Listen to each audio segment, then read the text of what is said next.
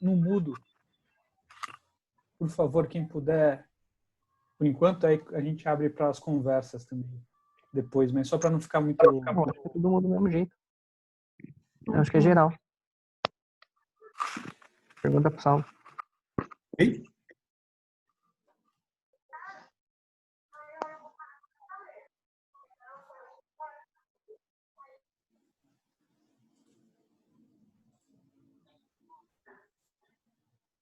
Só mais um minuto, deixa o pessoal entrar.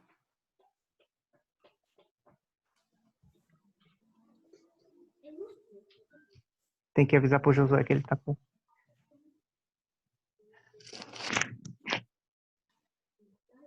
Não sei. Ele não mandou. Bia, você já está online? Só para ter certeza. Eu tô aqui. Ô, Andréia. Pronto. Você quer esperar um pouco? Você acha que a gente já pode começar? Acho que podemos começar. Já tem bastante gente aqui, né? Tá dando umas pessoas a entrarem. Mas acho que tá tranquilo. Eu chorei tudo de novo, gente. Não sei vocês, mas eu já assisti várias vezes e eu choro toda vez. Eu também. Aqui estamos chorando. Umas bobocas, né? Não Nossa, precisa. a parte para mim que me dá nó na garganta toda vez é essa é a terceira vez que eu assisto o documentário. É a parte da maçã. Putz, aquela parte para mim me dói muito. Chora bastante, assim. Eu acho que de tudo, para mim, foi o que mais pegou também. De tudo foi aquela hora, assim, foi muito marcante para mim esse momento, assim, o Franchini acordando e me perguntando da maçã, assim, acho que foi um dos momentos, acho que foi o momento, sabe, de tudo, assim, que caiu uma super ficha para mim. Com certeza foi a maçã. Venezuela cada vez va más profundo la crisis, más severa.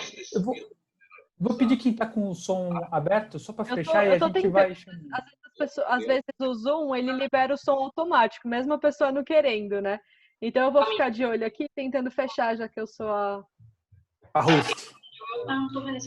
Bom, vamos começar então. Boa noite a todos, obrigado a todos por estarem aqui. Acho que eu falei em nome da Cruzando e também da Little Histories. Esse aqui vai ser um bate-papo a respeito do curta que a gente acabou de ver. A gente tem o prazer de estar aqui com a Richelle, né, que é a estrela principal do curta, o Saulo, que foi diretor, a Bia, que de alguma forma também foi o anjo, né, que apareceu aqui para a Richelle e ajudou ela nesse caminho. E a ideia é que a gente possa trocar, fazer um bate-papo, que vocês tenham perguntas, que eles possam contar um pouco mais dessa experiência de como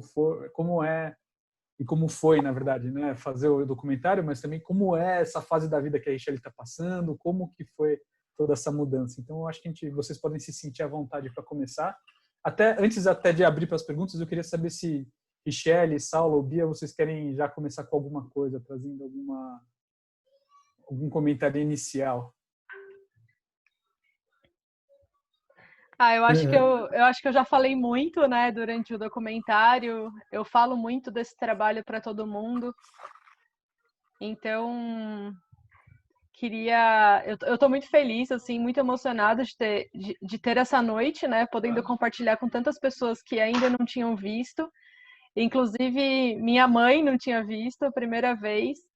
Tem amigas minhas, pessoas que participaram, que apoiaram, que acreditaram, que hoje conseguiram assistir. Então, estou bastante feliz em poder ter esse momento, né? Já que o conteúdo está fechado, né, por conta dos festivais, era um momento muito esperado, né? Poder assistir com as pessoas. Infelizmente, não é pessoalmente, como a gente imaginava, né? A gente tinha aí o sonho, né, de fazer algumas exibições fechadas, presenciais, durante esse ano, mas com tudo que está acontecendo, não foi possível, não está sendo possível, né? Então, é uma alegria estar aqui com vocês, compartilhando isso. Então, também deixar meu muito obrigada a Richelle, que me permitiu entrar na vida dela. Eu acho que nada disso seria possível se ela não tivesse acreditado, né? E já adiantando aí para quem não nos acompanha sempre, o resultado desse trabalho, o resultado desse projeto, muito mais que o documentário, é a amizade que se criou, né? Eu acho que de mais especial, assim, de tudo que a gente construiu, de tudo que a gente conquistou, sem dúvida, a amizade, o vínculo que a gente fortaleceu ao longo desse um ano de trabalho, é algo que vai ficar para sempre. Eu considero a Richelle, eu falo para todo mundo que a Richelle é minha pessoa, assim. Ela é a minha pessoa, né? Uma amiga muito especial. E também agradecer ao Saulo, porque não seria nada possível, né?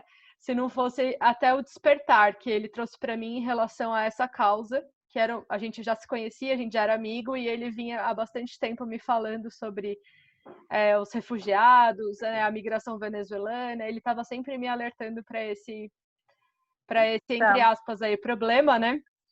Que a gente estava lidando aqui no Brasil. E foi muito parceiro, muito amigo, né? Muito aventureiro junto comigo. A gente compartilhou muitas coisas e não seria possível esse resultado tão lindo, tão emocionante, se não fosse a sensibilidade dele, né? Que filmou e esteve com a gente aí em todos os momentos. Então, acho que é isso. Não é meu lugar de fala, né? Eu vou deixar aqui para a Richelle, que eu acho que ela que tem muito mais a compartilhar. Ela tá morrendo de vergonha, né, Rich? Tá morrendo de vergonha, mas vai ter que falar. Oi, gente. Bom, eu estou muito emocionada, né? Sempre eu me emociono. Eu já vi o documentário, sei lá, não sei, já perdi até a conta e sempre eu choro. Sempre me emociono. E assim, como a Bia falou, a gente, né, criou um vínculo muito forte, uma amizade, e tanto com a Bia como com o Saulo, né? Pessoas super especiais. Todas as pessoas que de alguma forma se involucraram, né, também correram atrás com a gente daquele sonho, porque isso não era só um reencontro, para mim era um sonho naquele momento. Achava que ia ser impossível e vocês fizeram que isso fosse possível, e em pouco tempo, né? Eu achava que ia ficar muito mais tempo longe, muito mais tempo assim, sem ver eles, ou que ia ter que voltar, né? E foi possível graças a vocês, principalmente, né? O Saulo, a Bia e a todas as pessoas que, nossa, não posso nem falar o nome de cada um porque são muitas, né? Mas eles sabem quem eles são, eles sabem que a gente sempre, assim, eu sempre tenho eles muito assim no meu coração e sempre que eu posso falar com algum deles, sempre falo, nossa, gente, obrigada, sou muito grata a vocês, né, por tanta ajuda. Também o país, né, o Brasil, né, que abriu a porta para a gente, assim, uma coisa que eu sempre falo, que para nós, os venezuelanos, eu acho que é assim, que muitos imigrantes, muitos estrangeiros que estão aqui no Brasil, é um pouco mais fácil entre as dificuldades, né? Porque tem muitas dificuldades, que é o idioma, a cultura que é muito diferente, mas esse calor do brasileiro, essa forma do brasileiro nos acolher faz com que seja mais fácil para a gente, né? Então, inclusive a gente sempre fala, nossa, a gente está no país certo, deu certo para a gente, porque são pessoas com, assim, eu sempre falando errado ou não, né? Porque é muito difícil aprender o português. A gente consegue transmitir para vocês o que a gente precisa transmitir, mas é porque vocês sempre estão abertos a isso, né? Então, é uma coisa assim muito linda. Eu sou muito grata com Deus e com com o Brasil, com os brasileiros, com todos por dar-me essa oportunidade, por sempre, assim, de alguma forma seguir minha história. Nossa, eu nunca pensei que ia ter uma história assim, um documentário, um filme, sabe? Eu eu lembro claramente que quando a Bia e o Saulo me perguntaram, né, se eu permitia eles filmar algumas coisas, eu achava que era uma imagem só, sabe? Um dia, pronto. E eu lembro que uma pessoa me perguntou assim: "E aí, mas o que que você vai ganhar? O que que te ofereceram?" Eu fiquei assim: "Olha, peraí, eu nem pensei nisso." Mas não entendi a pergunta assim no momento. Porque que para mim, assim, muitas pessoas sempre que oferecem ou perguntam alguma coisa, é tudo ganhar alguma coisa. Sempre quer alguma coisa a troca, sabe? E eu nem pensei em nada, mas eu não, nem imaginava que ia ganhar tanto com vocês, sabe? Eu só pensei, olha, se eles querem contar a minha história, se eles querem saber de mim, e isso vai ajudar a muitas pessoas a se motivar, a ver que é possível, que a gente pode sonhar e a gente pode conquistar, porque que eu vou pensar em que eu vou ganhar? Eu não estava nem aí. Aí, quando a gente começou nesse longo caminho, né? Porque não foi um dia de gravações, não. Foi um ano. E foram muitas coisas que a gente viveu. Eu ficava cada dia mais surpreendida com tudo que eu ganhava. Eu ganhei amor deles, principalmente, muito amor, muita compreensão, apoio, e eles me ajudaram para eu conseguir me reencontrar com minha família, que era o que esse era um sonho que eu tinha, era uma coisa que eu veia muito longe de conseguir. Então, eu ganhei muito, gente, ganhei conhecer pessoas maravilhosas que até agora são meus amigos, que eu conheci pela Cruzando História, por Saulo, e ainda são meus amigos, tenho no Facebook, ficam sempre perguntando como estão as coisas, e é uma coisa que eu não tem preço isso, sabe? Isso não tem valor, não tem como a gente, eu acho que não tem palavras que possam descrever isso. E realmente eu sou muito grata e assim, gente, o que eu posso falar assim é que a gente pode, como eu coloquei até a camiseta, né, que é da Cruzando História, que diz sonho, confio, trabalho e realizo, né? A gente tem que sonhar, mas a gente tem que confiar, né? A gente tem que trabalhar muito também para conseguir. Ó, já fez o merchan, hein, Bia? Bom. Gente, então é isso. Sou muito grata e amo a Bia, amo o Saulo. Estou com muita saudade. Essa pandemia não deixa eu ir e dar um abraço nele. Mas a gente está se cuidando, né? A gente está aqui nessa também, passando por essa dificuldade. Outra coisa mais para eu dar graças a Deus por estar aqui em Brasil, porque na Venezuela agora está pior com esse negócio da pandemia. Muita pessoa passando mais fome, porque não tem como sair a trabalhar, as pessoas não têm um remédio, né? Não tem aqueles controle que a gente querendo ou não, eu sei que para muitos aqui em Brasil ainda falta, né? Mas em comparação com Venezuela, nossa, eu me sinto super bem, me sinto super tranquila aqui. Me emociono muito quando penso nessas coisas, porque tenho ainda muita família lá, né? Então a gente fica preocupado e pensando como é que eles estão fazendo para se cuidar e para se proteger disso. Mas é isso. Muito obrigada.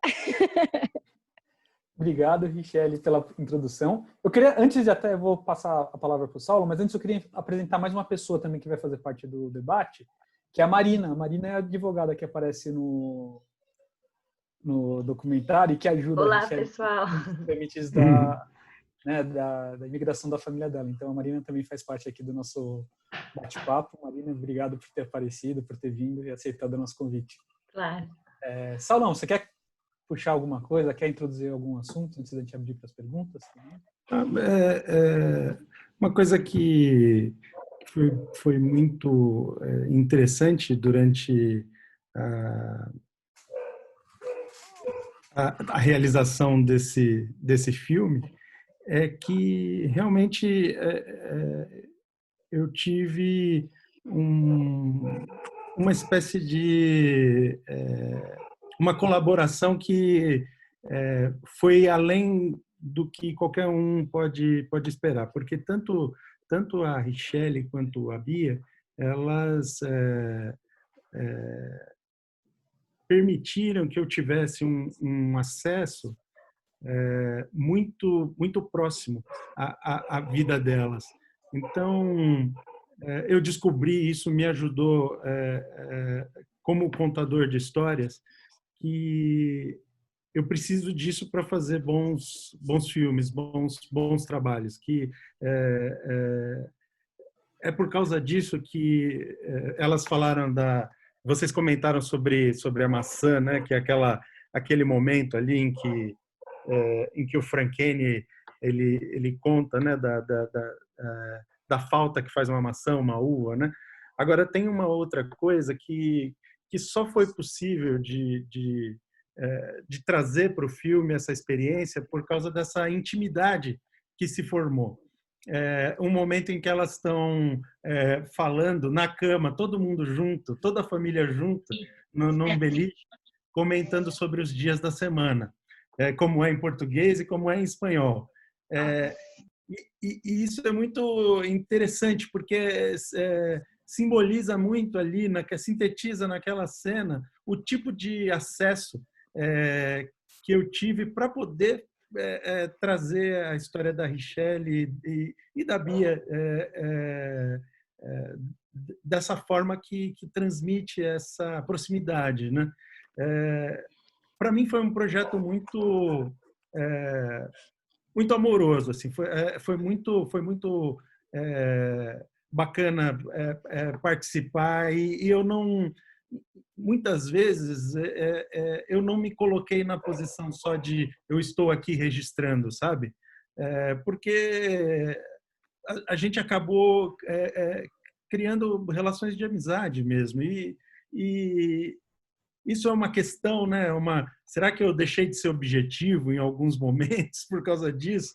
Mas, ao mesmo tempo, é algo que eu acredito que tenha trazido para essa história, para o que as pessoas veem, uma verdade que não seria possível de outra forma, digamos, com um olhar apenas objetivo, né? Assim, eu vou registrar isso, isso, isso, essa pessoa está fazendo isso, eu estou aqui, essa pessoa está aqui. Então, acredito que isso é algo que eu vou levar para outras tentativas, outras histórias que eu vá contar. É importante estabelecer essa relação de confiança e de intimidade mesmo, né, com as pessoas com quem que você está retratando.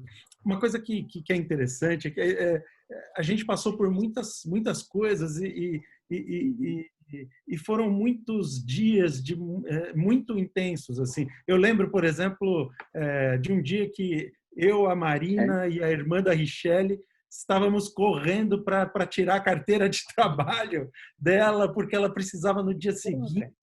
Isso virou uma coisinha assim no filme, mas nem dá para situar muito bem. Tá naquela parte ali. Mas foram muitas experiências. Isso foi muito rico para a minha vida também, não só para a realização de um filme. Muito obrigado, Saulo. A gente começou Deixa eu perguntar, Marina, você quer introduzir alguma coisa antes da gente abrir para as perguntas? Você quer aqui tem a família da Richelle está aqui agora, ó. Também? Sim. Eles estão aparecendo aqui, ó. Eu tô vendo aqui, ó, a família da Richelle aparecendo mesmo aqui num quadradinho. A Richelle. Legal. A Sheila. Tava a galera assistindo lá, hein? Sim, que eles estão em bacana. casa todos reunidos. Que legal. ótimo. Ô, pessoal, Sim. tudo bem? E também eu queria falar, tem amizades e uns familiares também da Venezuela que estão assistindo agora. Eles não entendiam português, né? Então eu vou falar rapidinho, só saludar eles em espanhol, tá? Legal. Eles estão aí, então. Los tíos de Santiago que están ahí, el tío Joel, la tía Marixa, les mando un abrazo, un beso. Gracias por siempre apoyarnos y por siempre estar ahí para seguir todo lo que Santiago está viviendo aquí en Brasil. Los quiero muchísimo, los amo, estamos siempre extrañándolos mucho. Y yo sé que no pueden entender algunas cosas en portugués y yo dije, no, tengo que hablarles a esos tíos especiales, a esas personas especiales que siempre están pendientes de nosotros en español, porque si no, no da, tengo que mandarles un abrazo. Yo me emociono mucho cuando hablo con todos ellos porque no es fácil estar tan lejos, ¿no? La familia de mi niño, de Santi, les mando un beso, un abrazo desde mi corazón. Están también mis amigas, está Verónica por ahí que comentó, Ambiente Extraño, Vero, y bueno, después les traduzco lo que hablaron aquí las personas en portugués. Los quiero a todos. Isso. Obrigado, Henrique. Agora o Saulo vai ficar com vontade de gastar o espanhol dele, porque, gente, a pessoa aprendeu a falar espanhol de vez, ficou fluente durante o projeto. Ele tá doido para falar espanhol, viu? Bom, vamos só para continuar. Marina, você quer só fazer algum comentário inicial? Você que participou também de uma parte tão importante, né, da jornada, que foi a parte legal. Na verdade, assim, agradecer a Bia e o Saulo pela oportunidade e a Richelle, né? Antes de mais nada, acho que é isso. A minha participação foi pequena comparada ao todo o trabalho, enfim, tudo que foi feito, né? Mas eu fiquei muito feliz de participar, porque eu pesquiso na área, né? Eu estudo o tema, só que é difícil você ter a oportunidade de ajudar um grupo com aquilo que com o conhecimento que você adquire, né? E o mais incrível para mim foi o fato de ajudar a Richelle e a Joana a se reencontrarem com os filhos. Com a família toda, mas eu via que a questão da distância com os filhos é algo que principalmente, assim, a Joana sofria muito, mas ela acabou se acostumando, assim, no sentido de ela enfrentou por 3 anos, e a Richelle, ela já chegou a falar para mim que iria voltar se ele não chegasse, sabe? Uhum. Então, realmente... desculpa, a gente tem um gato aqui, ele apareceu no meio da... Então, assim, para mim foi muito incrível, eu sempre falo isso para eles, e o que eu fico mais feliz é que eles se encontraram aqui. Que a gente conseguiu realmente dar um lar, como brasileiro eu digo, né? Dar um lar para eles, realmente uma casa, outra casa além da Venezuela. Né? Então, na verdade, é bem sucinto, né? Realmente eu lembro desse momento que o Saulo falou, que eu tive que convencer a recepcionista a receber, porque precisava ter horário marcado. E a gente chegou lá super cedo e não tinha horário marcado. E aí, conversando, e você vê realmente a empatia das pessoas, porque eu expliquei toda a situação, no caso era a irmã da Richelle, que precisava da carteira de trabalho, e ela concordou, e conversou com a supervisora, e a supervisora concordou. Então, eu acho que apesar de tudo que a gente tem visto e vivido no Brasil, né, as dificuldades que a gente tem observado, ainda assim tem muita gente disposta a ajudar e muita gente que busca uma oportunidade para poder ajudar. E acho que isso é muito legal, porque a gente viu o reflexo disso na história da Richelle. O impacto disso, né? Acho que é isso. Agora as perguntas, né? Porque o mais legal é escutar a Richelle e o Saulo aí, a Bia contando as histórias. Richelle, nós temos algumas perguntas para você. Tá. Vou falar as 3 perguntas, porque aí, se quiser, depois eu repito, mas acho que até dá para meio que misturar uma coisa na outra um pouco. A primeira é da Alicia, que está aqui, que por acaso é minha irmã, e ela pergunta como foi a adaptação da família no Brasil. A segunda é a pessoa que eu não consigo ver o nome, porque aparece o celular dela. Então, é uma pessoa com Moto 6 Plus. Mas ela quer saber também como você fez para aprender tão bem português. E a terceira pergunta é: qual foi o dia que você mais sentiu falta de Santiago? Ai, bom,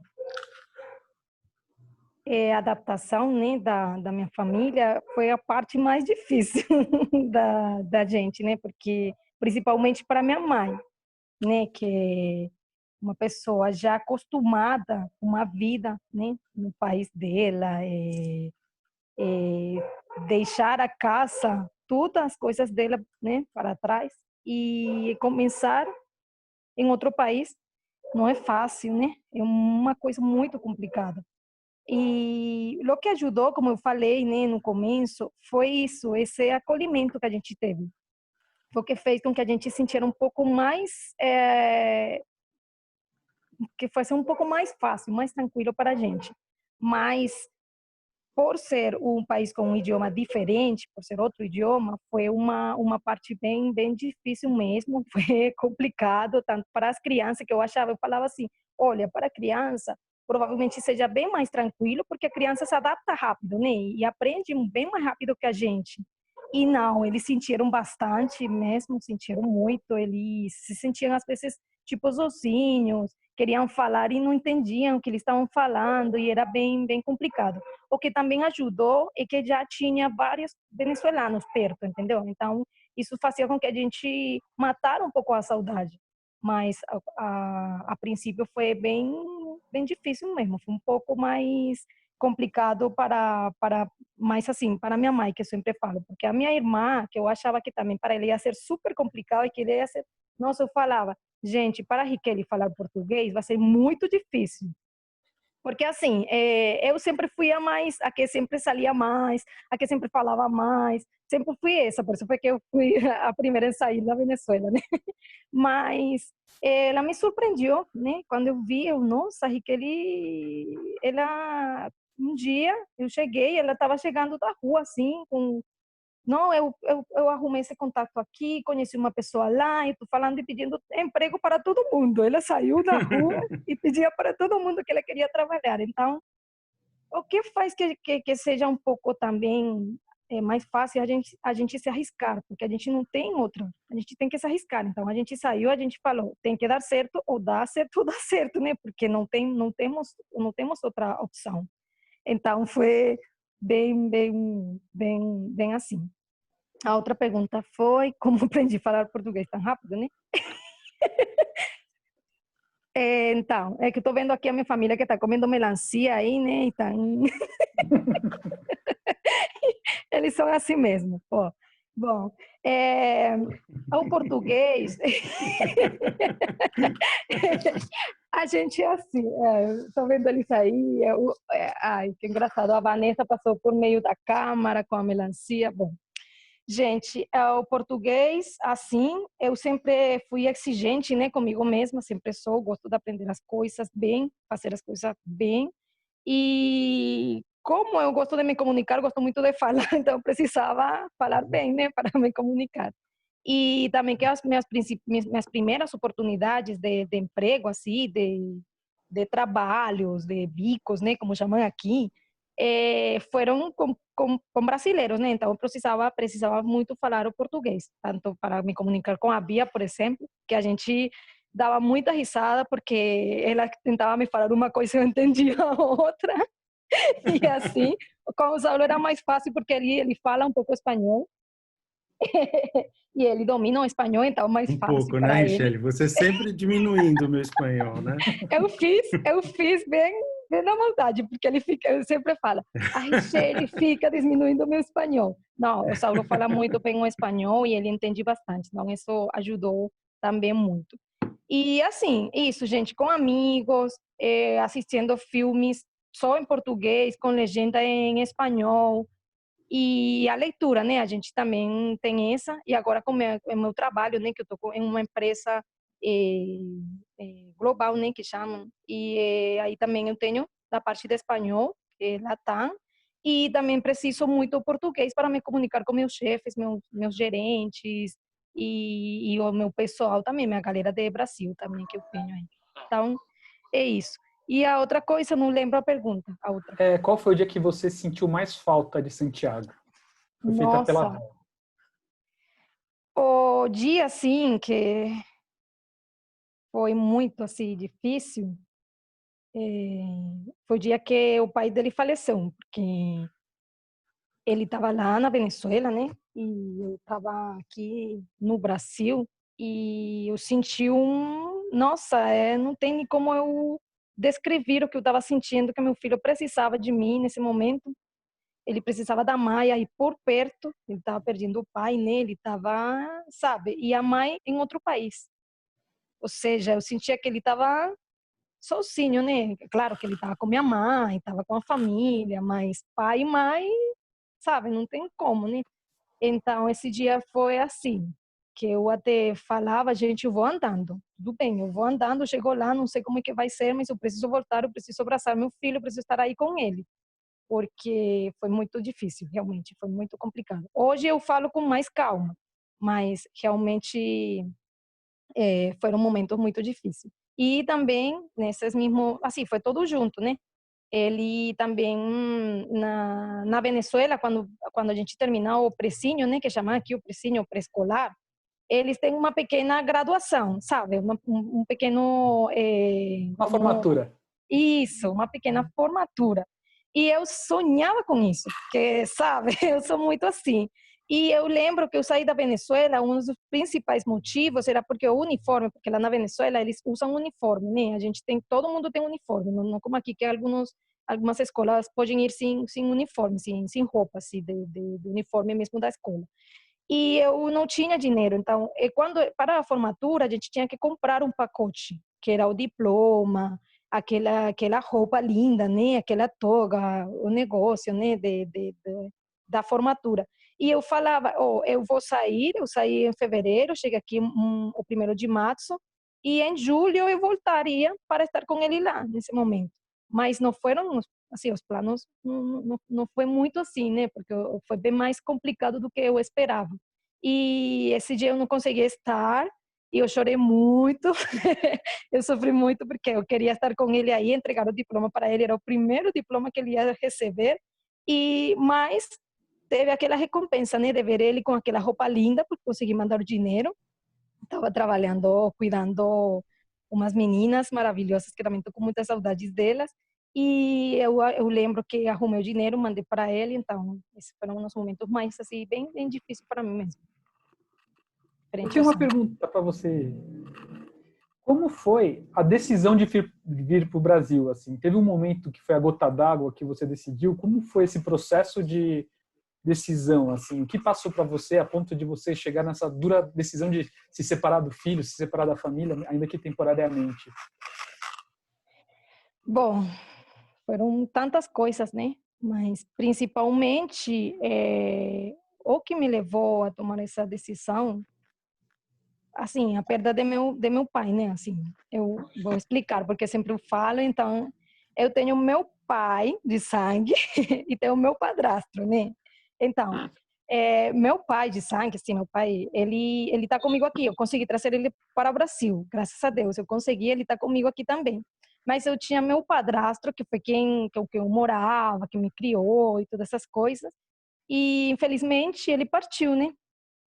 Aí, era ele e eu quem trabalhava para levar a comida para casa e para sustentar a todo mundo. Meu pai faleceu e fiquei eu sozinha com todos os gastos de casa. Era manter a minha mãe, meus irmãos, meu filho e até minha sobrinha que morava com a gente, né? E aí eu fiquei assim, gente, como é que eu vou fazer, né? Assim, a gente sempre dava um jeito, a gente sempre tinha alguma coisa para comer, mas teve um dia assim que foi assim, que eu fiquei, gente, eu falei para minha mãe, não dá, não dá. A gente usa muito uma farinha pão, né? Que é a farinha com que a gente faz as nossas arepas, que muitos de vocês já conhecem. E eu lembro que a gente tinha um pouquinho só. Isso foi para uma janta. E a gente ficou assim, a gente teve que dar só para as crianças, e minha mãe, minha irmã e eu não conseguimos comer. Porque se a gente comia nesse momento, para o café da manhã, os meninos não iam ter que comer. Então, eu estava assim, todo mundo sentindo a fome, né? Mas a gente pensando nas crianças. Aí eu vi para minha irmã, olhei assim para elas e eu fiquei pensando, que vida é essa, né? Que a gente tem que ficar pensando, sofrendo, porque não sabe o que você vai comer mais tarde, ou se vai ter para comer. E essa foi, assim, uma coisa que eu falei para minha mãe, eu não sei, eu preciso dar um jeito, e aí eu já tinha contato, né, com as meninas que estavam aqui no Brasil, com a Joana, e já ela tinha me falado muito, muito, só que eu não queria me separar do meu filho, porque eu achava que isso era nossa, isso era horrível, eu sempre ficava pensando nisso. Mas ou era isso, ou era ver ele passar fome, né, que já a gente estava vendo, porque a gente tinha dias que a gente tinha que ir, olha, vamos lá para a casa da minha tia, ver se ela lá, de repente, tem comida e compartilha com a gente um pouquinho, e a gente naquela, né? Então, isso foi o que eu fiquei assim, o salário já, nossa, era um absurdo. Eu lembro que o último dia que eu trabalhei foi porque 1 quilo de queijo, gente, assim, foi assim, a gente não tava assim, sem mistura, né, para comer alguma coisa, o pão ou alguma coisa que eu tinha, não lembro que era o que tínhamos em casa, acho que era arepa mesmo, e eu tinha um vizinho que ele vendia queijo. E eu fui lá e eu falei para ele me vender 1 quilo de queijo, mas que eu pagava quando eu recebera, porque eu estava sem dinheiro. Aí ele falou, não, tudo bem, aí você me paga, tá bom. Aí, quanto é? Tanto. Mas, não sei, no mesmo desespero da fome, do negócio, de eu preocupada, porque tinha que levar a comida, o negócio, eu não pensei. Aí, quando chegou o dia que eu tinha que receber, que tinha que pagar para ele, quando eu fui, que ele me falou o valor, era mais do meu salário do mês. E eu fiquei assim, nossa, ainda eu fiquei devendo dinheiro para ele.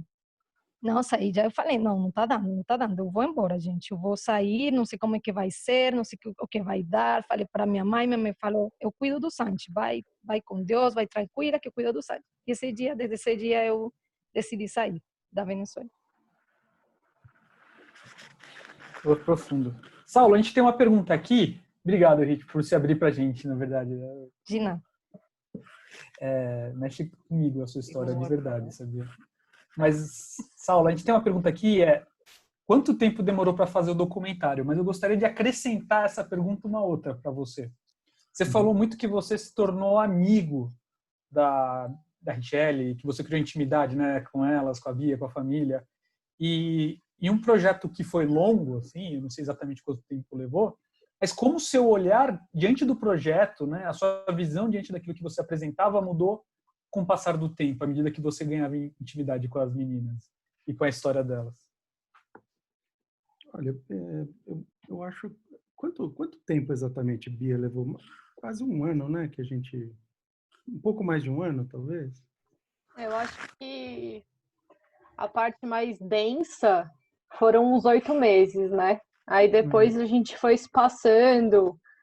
Porque, gente, esse cara é louco, viu? Vocês olham para essa cara aí de bonzinho, mas ele não bate bem, porque tava tudo na cabeça dele. Eu tinha medo até que ele sumisse da nossa vida e esse trabalho se perdesse, porque a gente confiou muito nele também, né? Então, foram 8 meses, acho que de bastante gravação, né, Saulo? E depois de muita briga, porque existe o filme do filme, que ninguém nunca vai conhecer, só a gente conhece, né? O filme do filme. Porque teve muita coisa, só um fragmentozinho que vocês puderam assistir, mas rolou muita coisa. A gente ficou um ano, quase 2 anos, né? Tipo, 1 ano e 8 meses para fazer o lançamento, né? Do dia que a gente se conheceu até o lançamento foram 1 ano e 8 meses. Então, aí... esse tempo todo, ele não quer dizer que foi todo dedicado a fazer, a realizar esse projeto. Mas a história que a gente quis contar, ela precisava de certas acomodações, né, na vida da Richelle. Seria importante que a gente desse tempo para ela viver coisas no Brasil, para ela... Então, foi muito interessante, porque esse tempo permitiu que a gente acompanhasse a Richelle praticamente desde o momento que ela chegou, acho que foram, sei lá, 1 mês depois, talvez, de que ela tinha chegado, até já saber que ela estava bem empregada, que ela estava conseguindo trazer o seu salário para manter a família dela. Então, acabou nem tanto pelo formato ou nada disso, mas a questão de a gente conseguiu contar algo a respeito da Richelle que teve essa ideia, né, de começamos aqui e chegamos aqui. Você me perguntou outra coisa, desculpa. Basicamente foi isso, assim, no tempo de duração, se sua visão perante o projeto mudou ao longo do... Pois é. Sim, mudou, e muitas vezes a gente... Eu tive muitas dúvidas também do que era preciso, do quanto eu precisava de mais material, ou do quanto se era certo eu seguir certos acontecimentos. Porque é muito difícil também, né? A gente não está fazendo um filme, né? É a vida dela, né? Então, nesse sentido, a Richelle, ela foi muito generosa, porque ela é uma pessoa que ela é muito aberta. Então, isso fez diferença também para o tipo de história que a gente conseguiu contar, porque ela é uma pessoa honesta, ela fala o que ela está pensando, ela vive o que ela acredita, então isso foi muito legal. Agora, para que isso tudo, esse tempo todo de captação, digamos, né, em que eu estou com a Richelle, estou com a Bia, estou com a Marina, acompanho a família delas, isso tudo não chega a nenhum resultado se você não transforma isso num filme, né? E aí que entra a arte de editar, né? Então, eu trabalhei muito com a equipe da Little Stories, a minha sócia, a Thaís, a minha filha, que trabalha com a gente, que é a Maria Luísa, a Carol ajudou muito também. Então, são várias pessoas editaram esse material junto comigo e eu até, inicialmente, preferi ficar um pouco distante do começo dessa edição para que eu visse o que essas pessoas, os editores da Little Stories, o que eles viam no material que eu não via também, porque houve esse momento também que eu estava muito conectado para conseguir dar um sentido para aquilo que fosse rápido ou fácil. Uhum. Então foi melhor também que a equipe da Little Stories pegasse para eles e depois eu entrasse de novo. Obrigado, Saulo. Vamos lá, Pegando, Richelle. Temos mais Dantas, algum. Deixa eu Diga. pegar um gancho aí na fala do Saulo, porque eu acho interessante isso, assim. A vida era a vida da Richelle, né? E a vida como ela é. Então, assim, aconteceram muitas coisas. Parecia muito mais uma novela, né? Onde tudo acontece do que não era necessariamente um trabalho, não era necessariamente um projeto. A princípio era, mas aí as coisas foram acontecendo, como acontece na vida de todo mundo. E não foi só acontecendo na vida dela, foi acontecendo na minha vida, na vida do Saulo, na vida dos nossos negócios, né? Tanto a Cruzando Histórias quanto a produtora. Foram acontecendo coisas, né? As oportunidades foram aparecendo, as nossas dificuldades, as nossas vontades. E eu acho que o que foi assim mandatório foi o nosso nível de envolvimento também.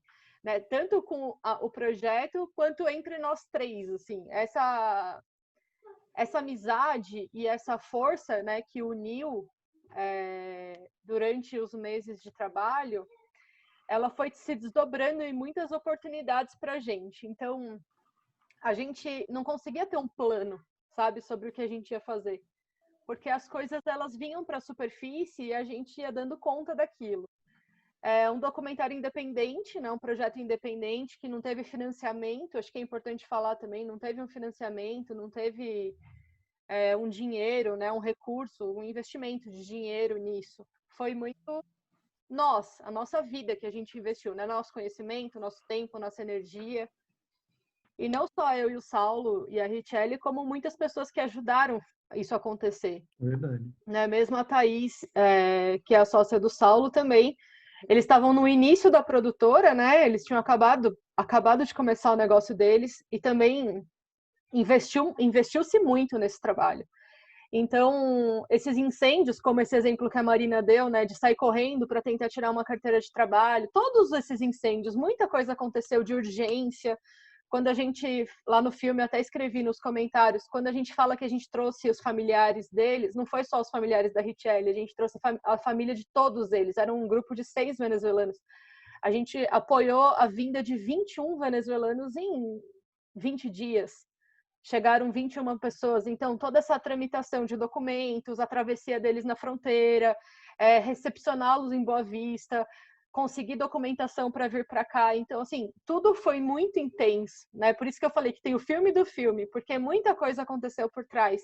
E só foi possível ir acontecendo porque muita gente acreditava na gente. Muita gente acreditava em mim, muita gente acreditava no Saulo. A gente contava a história deles para todo mundo que a gente conhecia.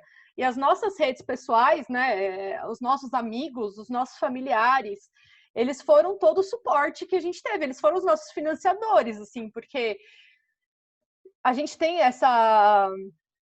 apesar de ser o meu primeiro projeto, assim, um filme, né, nunca participei de uma produção audiovisual, assim, mas como um outro projeto qualquer que nós temos em nossas vidas, a gente precisa de gente acreditando. Muitas vezes a gente tem na cabeça, não, para fazer isso eu preciso de dinheiro, para fazer isso eu preciso disso, disso, daquilo. E a gente simplesmente teve vontade, né? Eu acho que o ponto de partida, meu e do Saulo, no dia que a gente conheceu a Richelle lá no Polska, um olhou para o outro e falou, vamos, vamos. Então foi essa vontade que fez as coisas acontecerem. E a única coisa que a gente tinha em mãos para fazer dar certo era a história, né? Então, eu acho que não à toa, cruzando histórias, não à toa um contador de histórias, né? Não à toa nós dois termos nos unido, mas eu acho que me fez, posso falar por mim, me fez acreditar muito mais no poder da história, porque foi contando ela, foi construindo ela, que portas foram se abrindo, oportunidades foram surgindo, né?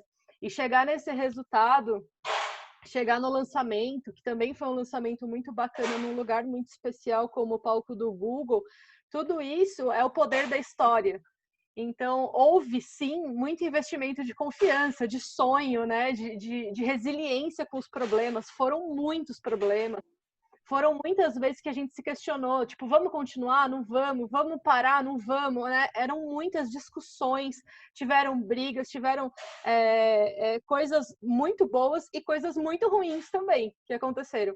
Mas o que fez a gente ir desenrolando, né, e acreditando é a força da história da Richelle, assim, sabe? A gente acreditou muito nela. E houve um momento, no começo do ano passado, houve um momento que a gente pensou em desistir.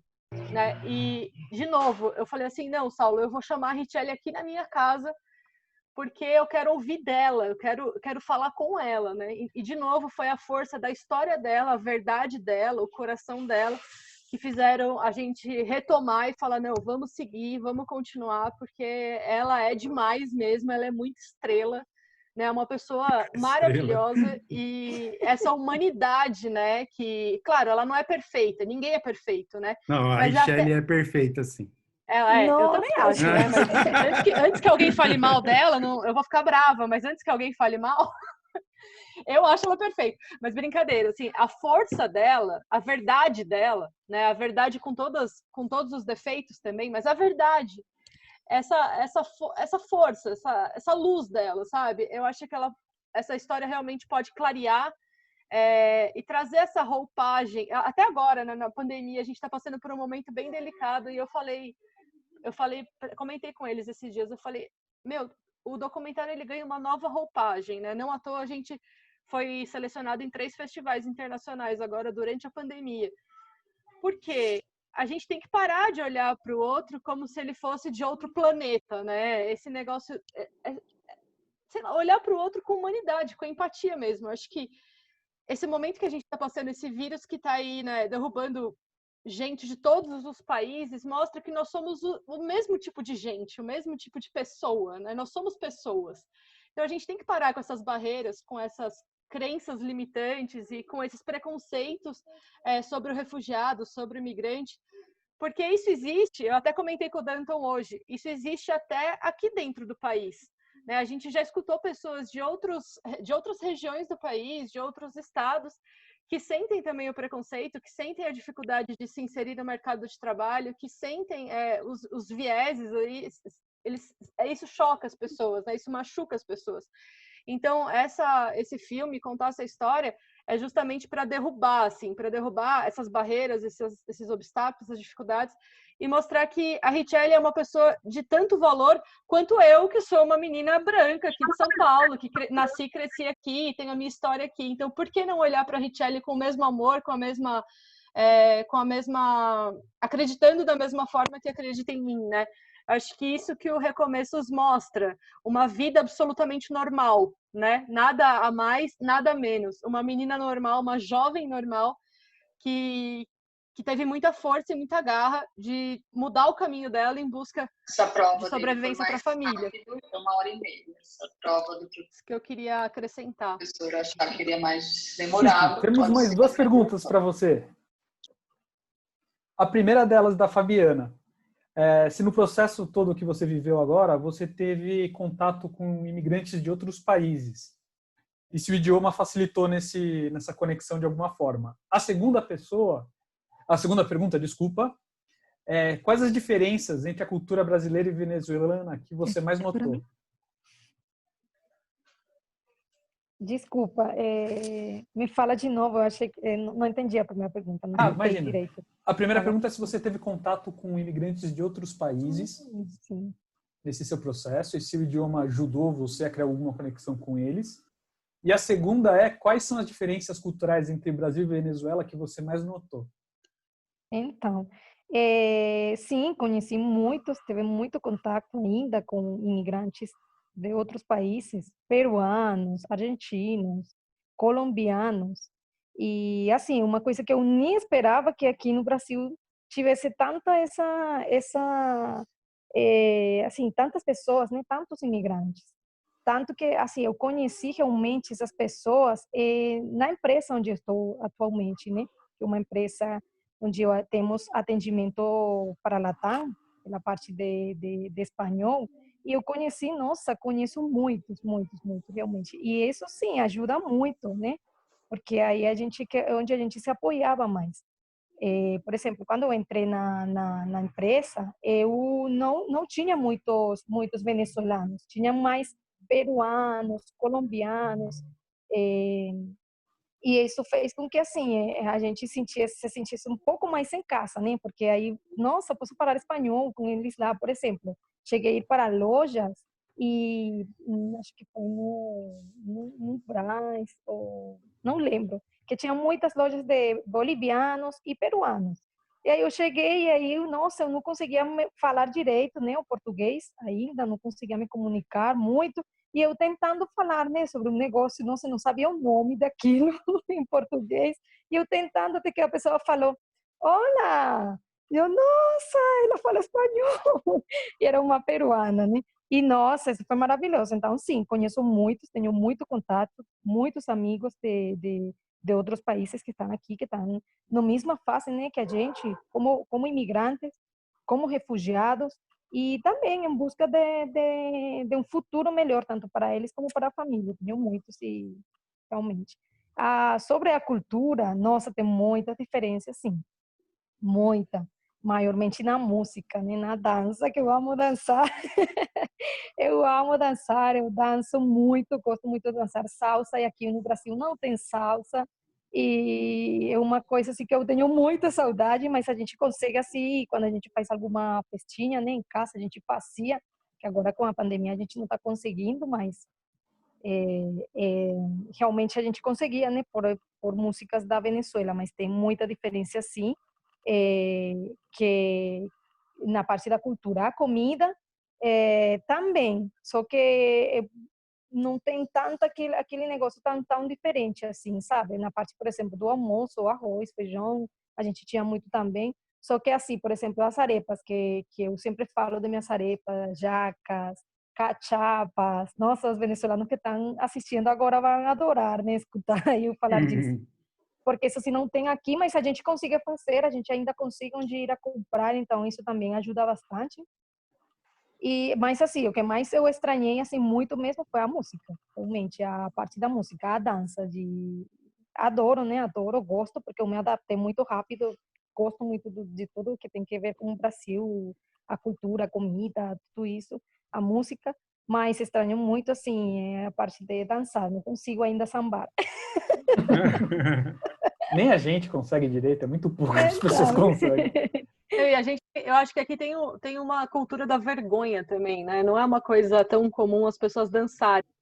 Quando eu fui para a África, a Mariana tá aí, a Mariana do Rai África, minha amiga. Quando eu fui para a África com ela para o Quênia, eu percebi isso, que lá todos os seres são dançantes. E tinha um amigo da Mari lá, que é DJ, e ele falava para mim, ele queria que eu dançasse com ele no aeroporto, quando eu cheguei. Aí eu falava, mano, eu não vou dançar aqui no aeroporto, eu fiquei muito sem graça. E ele assim, como assim não vai dançar? Ele não se conformava, e ele queria que eu dançasse, colocando música alta no aeroporto. E eu assim, gente, eu não vou dançar no meio do aeroporto, né? E aí ele falou assim, ele ficou, todos os dias que ele me encontrava, ele falava, como você não dança? Se uma pessoa tem 2 braços e 2 pernas, ela tem que dançar. É só você chacoalhar. Ele falava pra mim, né? Tipo, fazia os passos, assim, querendo que eu repetisse. E eu ficava super constrangida, e ele falava, nossa, mas que estranho, vocês não dançam no Brasil? E aquilo mexeu muito com a minha cabeça. E aí, quando eu conheci a Richelle, ela tem muita vontade de sair para dançar. E ela falava, ai, vocês ouvem música baixo, vocês não gostam de colocar um som alto, nas festas não tem som, vocês não colocam um som bem alto. Eles gostam de ouvir ragaton, né, que chama ragaton, bem alto, assim, e muito alto. Eles deixavam a gente louca. A gente entrava no bar da Joana, aquela música no último volume, eu falava, meu Deus, eles são loucos, que música barulhenta é essa? Então ela tem muita vontade de sair para dançar. Mas eu vou aproveitar aqui a questão da arepa, das cachapas. Eu chamei um convidado para participar também, e eu gostaria que ele falasse, assim, é uma pessoa que eu conheço por WhatsApp, a gente é amigo de internet, a gente nunca teve a oportunidade de se conhecer pessoalmente. Na verdade, a gente teve, mas acabou rolando vários desencontros. Mas é um venezuelano que está aqui no Brasil também, morando já há um tempo. E ele tem um buffet de comida venezuelana, um negócio social, né? Nossa janela, né? Carlos, tá por aí, tá escutando? Consegue liberar aí o microfone para falar um pouquinho com a gente? Queria... Ai, liberou? Acho que eu... Aí. Oi, querido, bem-vindo. Queria muito saber o que você achou de tudo isso, o que você quer acrescentar aí na conversa. Primeiro que nada, muito obrigado pelo convite. Como você falou, tanto tempo para a gente se encontrar, mas hoje em dia aqui pela rede social deu certo, né?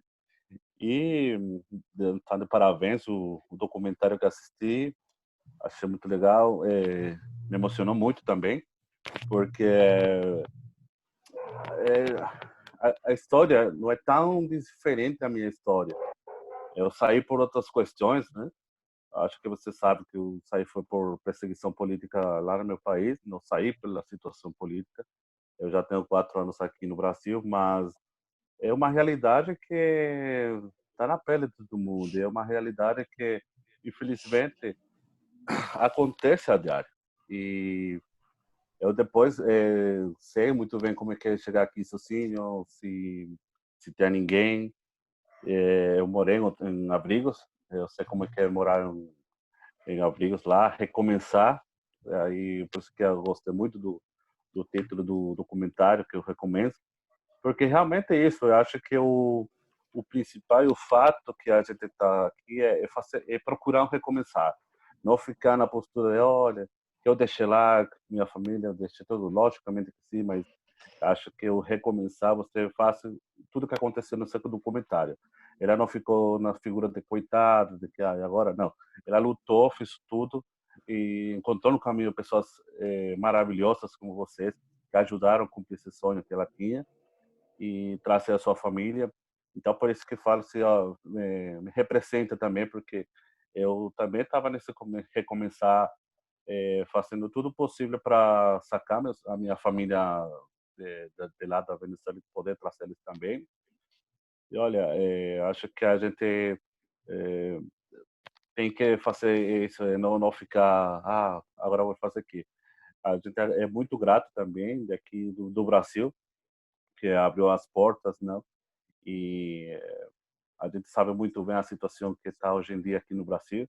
A gente sabe muito bem que nós estamos na Suíça, mas para nós é a Suíça mesmo. É muito, a gente é um país que ainda com a dificuldade dá para a gente recomeçar. E acho muito legal isso, né?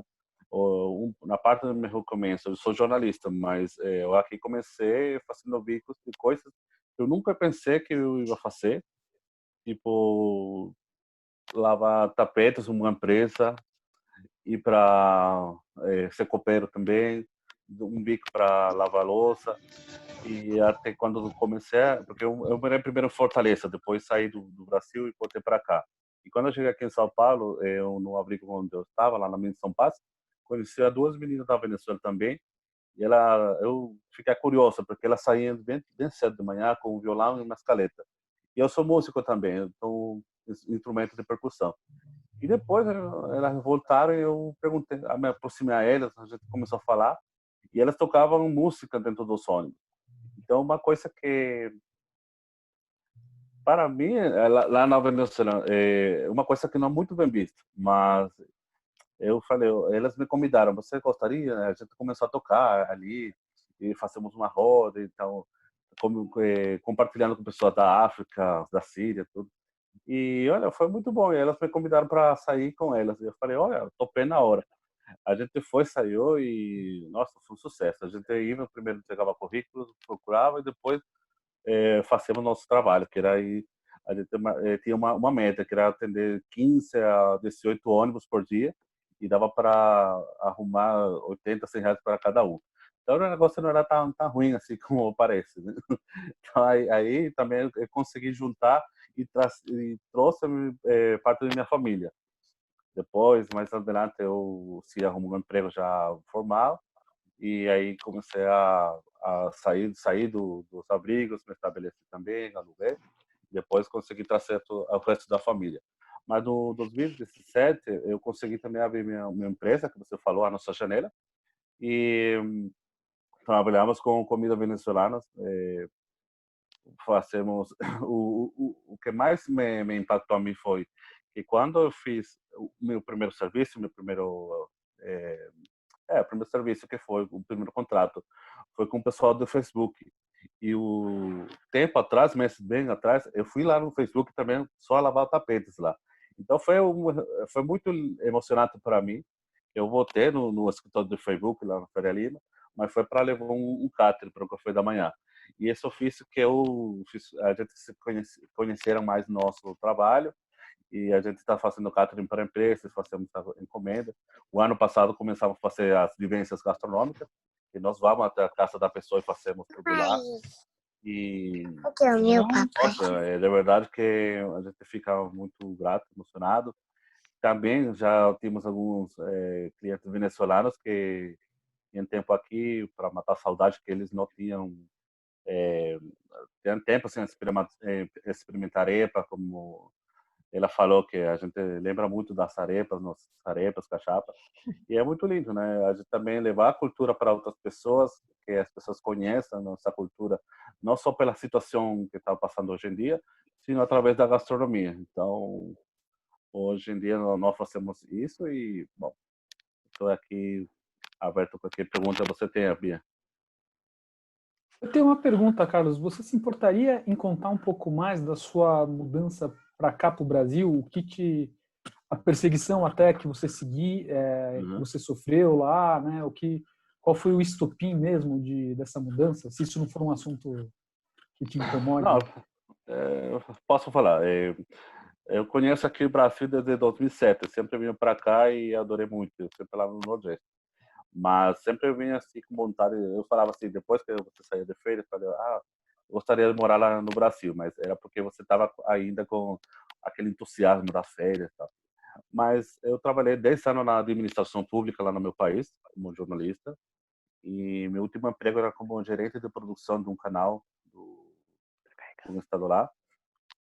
E meu chefe era um político bem importante lá, não quero citar nomes, né? Mas eu era a pessoa de confiança dele. E onde eu estava trabalhando, eu assinava orçamentos, né? Então, como eu percebi que muitos orçamentos estavam adulterados, eu falei para meu chefe direto o que estava acontecendo, né? E ele me falou, não, fica tranquilo que pode ser um erro da administração, mas assina que não tem problema não. E eu falei, olha, não vou assinar porque se chegasse uma auditoria, o responsável sou eu. E eles depois me falaram, não, fica tranquilo que a gente é governo e não acontece nada. Isso para mim foi mais assustador, essa parte aí que ele falou assim, não, a gente é governo e não vai acontecer nada. Eu falei, não, eu comecei a pesquisar mais e a procurar ver o que estava acontecendo. Depois eles me chamam para uma reunião, eles abertamente me ofereceram propina ou a participar também nesse esquema de corrupção, que eu queria. E eu fiquei, na verdade, com muito medo e falei, olha, não quero participar em nada, simplesmente não quero me envolver em nada. Só que isso, aí comecei a ter situações dentro do trabalho, assim, certas ameaças, de se eu falar alguma coisa, falar com alguém, se muito outro me falava assim, aceita, fica calado, não está acontecendo nada. E chegar ao ponto de ser sequestrado. Eu fui sequestrado e depois minha família foi ameaçada de morte. Isso foi o ponto que eu juntei a minha família, porque eram muitas ligações ameaçando, sabiam tudo que fazia meu pai, minha mãe, meu namorado, todo mundo sabia todos os movimentos nossos. E eu não dormia sempre no mesmo lugar também, eu não tinha celular porque fiquei paranoico totalmente. E eu foi sacar meus pais da Venezuela e depois eu saí de ônibus e vim para cá, para o Brasil, porque eu gostava muito, e cheguei lá no Fortaleza. Em Fortaleza eu morei 6 meses, depois vim para cá, para São Paulo, no interior, Jundiaí, morei um tempo lá. Depois tive que sair daqui do Brasil, porque naquela época eu era solicitante de refúgio, mas saí porque meu pai estava doente lá no país onde ele foi. E eu fui lá, eu tive um tempo, porque como solicitante de refúgio, eu não podia ficar mais de 90 dias fora do Brasil. Eu fui lá, eu fiquei 2 meses e meio, e depois voltei novamente. Só que quando eu voltei, eu fiquei aqui em São Paulo. Eu havia comprado uma passagem para voltar para Fortaleza, só que eu cheguei aqui no centro de São Paulo, porque na viagem que eu fiz, foram 8 dias de ônibus. Eu cheguei lá em Quito, Equador. Saí daqui do terminal Tietê, de ônibus, daqui até lá, foram 8 dias de ônibus. E dentro do ônibus tem uma família peruana. E ali a gente já ficou família, tá? Pode imaginar, 8 dias já dentro do ônibus, já todo mundo era família lá. Então, a gente foi começando a falar, e eles me falaram sobre a Missão Paz. Eu conhecia a Missão Paz, e eu falei que não. E quando eu voltei, eles me esperaram lá no terminal Tietê, me levaram para a sua casa, e outro dia me levaram lá na Missão Paz. E eu pensei que ia ficar em São Paulo 20 dias, e já tenho aqui 3 anos aqui em São Paulo. Bacana. Mas já tenho 4 anos aqui no Brasil. Legal, Muito Carlos. obrigado. Obrigada por compartilhar aí sua trajetória. Acho que a gente ainda tem muito que conversar, né? Vamos ver se um dia a gente consegue marcar o nosso jantar para você conhecer a Richelle também, para a gente comemorar aí, né, os recomeços de vocês.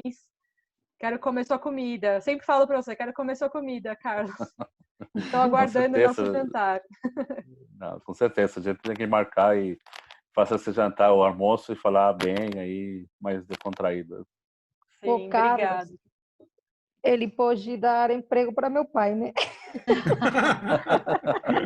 Você é o futuro, se Deus quiser. Ainda nossa empresa é bem familiar. Somos 3, Michele é 4 cara de pessoas. pau, tá vendo? Eu estou aqui, Normal, já estou pensando nos empregos do pessoal, né? Porque com essa pandemia tá difícil, tadinhos, não achamos alguma coisa ainda, mas vai dar tudo certo, né? vai dar sim. Não, mas O a Carlos gente vai nos dar um emprego. a gente pode entrar em contato aí, porque a gente pode indicar, pode dar uma dica, pode indicar para alguém, ou tem instituições também que direcionam para imigrantes e refugiados dos empregos. Então, a gente pode entrar em contato depois. Ah, perfeito, obrigada. Por nada. Obrigado, Carlos. Eu gostaria de Obrigado fazer Sim, pode perguntar. uma pergunta para a Marina, pegando muito o gancho do que o Carlos falou. Marina, como está hoje a política de imigração do Brasil? Eu sei que a gente está com, acho que, 2 agravantes. Um é o coronavírus e o outro, eu posso até estar sendo leviano, mas a gente tem um governo que tende mais a um nacionalismo extremado, tudo. Se essa mudança de governo alterou a política brasileira de recepção, se dificultou, ou continua mesmo, ou houve um avanço? E como está tudo agora com o coronavírus? Então, na verdade, com o coronavírus, realmente as fronteiras estão fechadas, né? Até onde eu sei, estão fechadas. Não sei se tem alguma exceção lá, em loco, mas a ideia é que ninguém sai entre do país nesse período, salvo raras exceções. Mas não sei se vocês ouviram falar que tem, inclusive, colombianos acampados no aeroporto, né, aqui em São Paulo, porque justamente essa locomoção tá difícil agora nesse momento. Mas especificamente com relação à Venezuela, apesar do governo atual, né, o governo do presidente Bolsonaro, ele tem um discurso, sim, mais nacionalista, algumas declarações que você sente que é um pouco contrária à migração, etc. Com relação à Venezuela, eles têm uma política diferenciada. A gente percebeu isso, e aí isso envolve também uma questão política, né? Porque ele é uma oposição clara ao governo venezuelano. E aí aquela oposição nem tanto pelo governo, mas por ser de esquerda. Então tem essa questão de um regime de esquerda ele ser contrário a qualquer regime que seja de esquerda. Então, com relação à Venezuela, a gente não percebe tanto esse discurso, pelo contrário, eles fizeram Operação Acolhida, mas tudo isso tem também uma questão política, de interesse de mostrar que eles estão ajudando os imigrantes venezuelanos que estão vindo porque aquele governo não é bom. Então, o ponto é que na imigração, em qualquer questão migratória, envolve muita questão política, né? E muito interesse dos governos que estão se relacionando naquele momento. Óbvio, eu acho que isso é bom, apesar de, enfim, não importa qual é a motivação, o importante é que eles estão deixando os venezuelanos entrarem, inclusive eles demoraram bastante tempo, mas eles liberaram um lote de refúgio, eles reconheceram como refugiados. Na época que eu ajudei a família da Richelle, a Bia, o Saulo, com essa questão burocrática, naquele momento ainda não havia nenhum venezuelano com o título de refúgio. Nem sei se depois eu queria até saber do Carlos se ele já, quando que você recebeu o título de refugiado mesmo? Você é refugiado mesmo hoje? Sim, Marina, isso mesmo que você estava falando aí. Esse governo, tanto do Michel Temer como o governo atual, que não beneficiou a essa migração venezuelana. Porque o que você citou é muito importante, muito pela parte política. Porque lembramos que quando chegou o Michel Temer, o governo venezuelano rompeu relações com o Brasil. Então, aí automaticamente, por estratégias políticas, acho que aí Michel Temer reconheceu a migração venezuelana. E aí começou a falar que são refugiados, que tem que tratar como refugiados. Mas antigamente, porque eu vim para cá em 2013, e até pelo visto do Mercosul, eu não consegui. Porque Venezuela está dentro do Mercosul, mas ainda não havia assinado alguns tratados e eu não conseguia ter esse visto pelo Mercosul. Mas quando eu vim para cá, a situação já era diferente no 2014, quando eu vim para cá. Já estava começando quando eu cheguei aqui foi na época do impeachment, mas depois aí eu fiz a solicitação de refúgio e como refugiado consegui, foi agora no ano passado, em janeiro do ano passado, e quando eu tive a resposta do CONAR, que depois que eu fiz a entrevista no CONAR e tive a resposta do CONAR, e aqui eu fui para cá para a Caritas, e a Miss McNulty depois me falou que aqui em São Paulo só era eu que havia sido reconhecido como refugiado aqui em São Paulo, mas outro venezuelano lá no Brasília, eu acho que era um militar, e em São Paulo só era eu. Então por isso que o ACNUR assim, não que me acolheu, mas era assim como que era bem diferente, porque sabia que a grande maioria da solicitante de refúgio venezuelano era mais pela situação econômica. Depois Isso, desse governo, então eles falavam assim, o tratamento da Venezuela ainda não, eles não sabiam como tratar. Se era pela a situação política, se era pelo fome, se era pelo... Então, depois com esse governo, foi que se deu como um visto humanitário, que já era assim, pela situação que está hoje em dia. Aí eles se flexibilizaram um pouco mais, e, se não me engano, o ano passado foi com mais de 50 mil venezuelanos reconhecidos como refugiados, porque nessa época eu estava lá na Caritas como voluntário e vi esses números.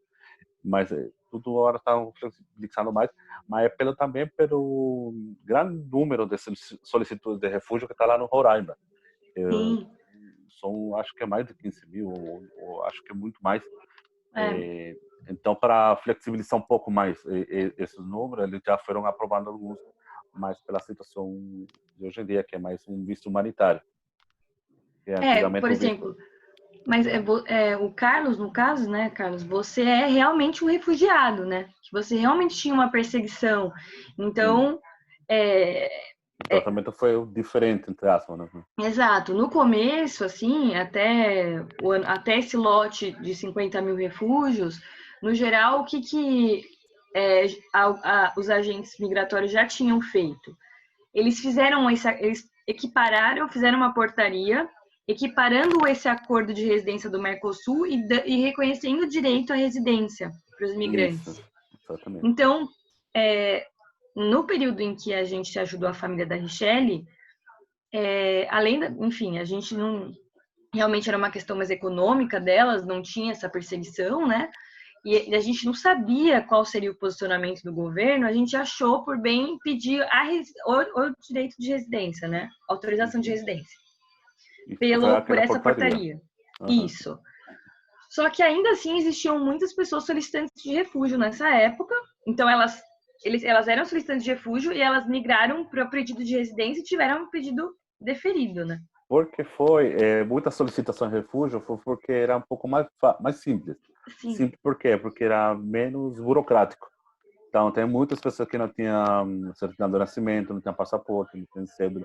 Então, já com solicitude de refúgio, é mais simples, porque ainda se você não tem a documentação, você pode esse documento, já é um documento que dura um ano, anualmente você vai fazendo a renovação, só que aí tem que fazer uma entrevista no CONARE para ele depois evaluar sua situação. E foi muito burocrático para você conseguir sair, Carlos, aquele período que você teve que ir até o seu pai? O CONARE autorizou tranquilamente? Então, eu entrei em contato com o CONARE, eles me falaram assim, você ainda é refugiado reconhecido, você é solicitante, você pode sair.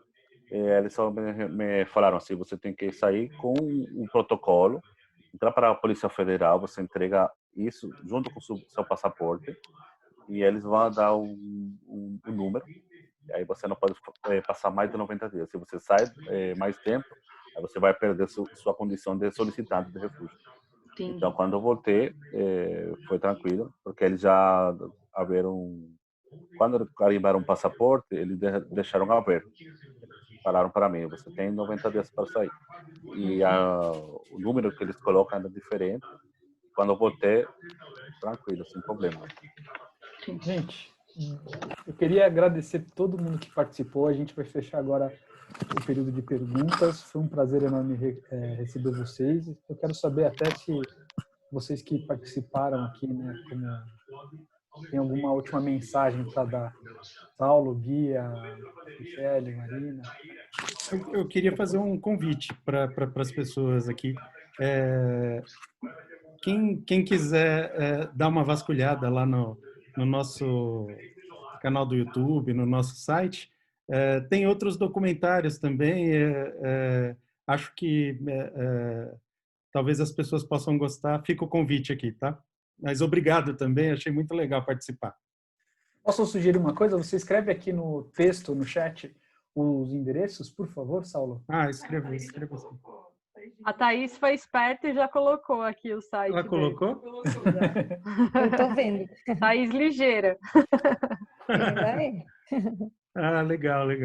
Eu também queria agradecer todo mundo que participou. Como disse no início, foi um presente poder ter essa noite, né? Poder ter os meus amigos assistindo junto, as pessoas que compartilham de outros projetos na Cruzando Histórias também, vários voluntários que estiveram aqui durante a roda de conversa.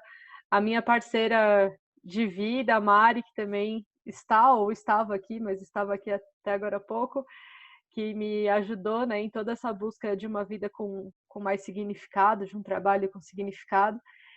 E agradecer vocês, né, que foram os convidados que fizeram tudo isso acontecer. A Rit também, por aceitar mais esse desafio, né, porque eu acho que a gente propôs muitos desafios ao longo desses 2 anos juntas, né, Rit? A gente está sempre te desafiando aí, falar, não sei usar, tenho vergonha, e tá aqui sempre superando. A Richelle é a personagem dos sonhos para qualquer documentarista. ela realmente foi muito bacana. Ai, muito obrigada. Bom, eu quero agradecer a todos, né? Todas as pessoas que tomaram seu tempo para para assistir aqui o documentário e também para escutar um pouco da gente. Hoje foi uma correria, né? Porque justo hoje a internet em casa caiu. Aí eu tive que correr, graças a Deus, que é o Ricardo, né, meu namorado, sempre aí atencioso e me apoiando. E aí a gente correu para cá e a gente está fazendo, né? Então, agradeço a todo mundo, de verdade, pelo apoio, pelo acompanhamento, pela paciência. E é isso, gente. Continuaremos. Estou sempre à disposição, né? Que eu falo para Saulo, para a Bia, sempre, sempre. Eles que não precisam, assim, qualquer coisa assim, que eu sei que assim, custa muito para mim, porque eu fico com vergonha de falar um português assim para tanta gente. Mas, já vocês já me entendem, porque já me conhecem, então já entendem meu Não, mas português arrasou, né, enrolado. no português. Obrigada. Estou tentando. E a gente está melhorando agora que tenho vários professores de português, né? Então é isso, gente. Muito obrigada, Bia, Saulo, o Danton, a Mariana, as pessoas que assistiram, todos, o Sandro, a Paty, né? Que são amizades também, estão aí, ficam atentos com a gente também. Minha família que está aí em casa comendo frutas, dando risada. E aí é isso, gente. Muito obrigado. Acho que vi também muitos amigos, assim, não dá para nombrar a todo mundo, né? Acho que a gente está sobre a hora, mas agradeço muito e a minha tia Marisa, que também está aí, o tio Joel, todo mundo. Mando um beijo, um abraço, muito obrigada pelo apoio. A Mariana, obrigada, Mariana. Obrigada, gente. Eu até gostei gatinho muito. deu tchau. Um Assim, gatinho da Cíntia. Cíntia, eu gostei ali, dando que tchauzinho. Ai, que lindo. Então tá. Beleza, então. Tchau, gente. Obrigada, Falou, obrigada, pessoal. Danton. Tchau, gente. Muito obrigado a todos. Tchau, gente. Obrigado. Obrigada. Tchau, gente. Tá. Só uma dúvida. O documentário ele vai continuar disponível? É bom. O documentário, no link, ele vai continuar disponível, mas eu vou ter que fechar ele de novo. Não vai dar para pesquisar ele no canal. Tá bom. O link continua valendo, tá? Quem quiser procurar e rever o documentário, ou quem não conseguiu ver, por favor, veja. E essa live que a gente teve agora, essa conversa, também vai estar no canal do YouTube do Cruzando Histórias e provavelmente na Little Whispers. Certo? Legal. Tchau, gente. Boa Obrigada. noite. Tchau, Obrigadão. gente. Boa noite. Tchau. Tchau. Tchau.